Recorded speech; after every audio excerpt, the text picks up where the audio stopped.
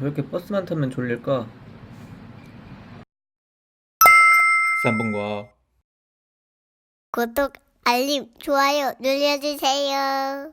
많은 사람들이 차만 타면 졸거나 졸음을 이기지 못하고 잠을 잔다. 그럼 왜 차만 타면 잠이 오는 걸까? 나는 직접 운전할 때는 괜찮지만 이상하게 운전을 하지 않고 차를 타면 무조건 잠을 잔다. 그래서 가족들은 차만 타면 잠을 잔다고 신기해 하신다. 출퇴근 시간에 버스에서도 많은 사람들이 잠을 자는 모습을 볼 수 있다. 특히 겨울같이 추운 날 따뜻하게 히터를 틀어놓은 차에서는 무조건이다. 그래서 이것도 과학적인 이유가 있는지에 대해서 궁금해졌다. 그리고 찾아본 결과 과학적인 이유가 있었다. 첫 번째, 쓸데없는 정보를 인식하고 싶지 않기 때문에 잠깐 동안의 휴식을 취하는 것이다. 을지대학교 가정의학과 교수님이 졸음의 이유에 대해서 이렇게 얘기했다. 적당한 진동과 소음이 있을 때 오히려 잠이 더 잘 온다는 것이다. 바퀴가 굴러가거나 작게 들리는 엔진 소음 등으로 인해 일정하면서 반복적인 소음이 발생하게 되고, 이러한 반복적인 주변 환경이 사람에게 지루함을 느끼게 한다. 그래서 우리의 뇌는 잠깐의 틈이지만 이 시간을 통해 휴식을 취한다고 한다.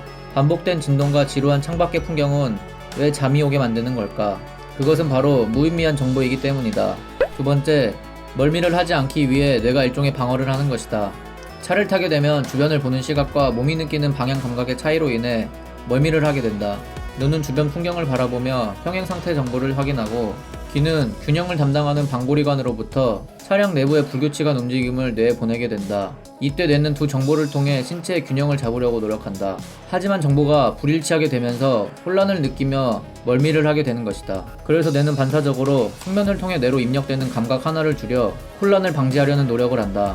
세 번째, 이산화탄소 농도로 인한 졸음. 호흡을 통해 배출되는 이산화탄소도 졸음의 대표적인 원인이다. CO2 농도가 지나치게 높아지게 되면 탑승자는 산소 결핍으로 인해 판단력과 집중력이 저하되고 졸음에 빠지게 된다. 밀폐된 공간의 CO2 농도가 2000ppm을 초과하게 되면 두통과 졸음을 유발하며 5000ppm을 초과할 경우 뇌 손상을 일으킨다고 한다. 90분 이상 연속 주행하게 되면 차량 내 이산화탄소 농도는 평균 3222에서 6765ppm으로 굉장히 높은 수치를 기록한다. 사람이 많다면 더 빠른 시간 내에 이산화탄소 농도가 높아질 것이다. 그래서 사람이 많은 버스나 전철에서 더 졸린 것이다. 그렇다면 졸음을 이기기 위해서는 어떻게 해야 할까? 1시간에 한 번씩 창문을 열어 환기를 시켜주거나 뇌의 활동을 깨워주면 된다.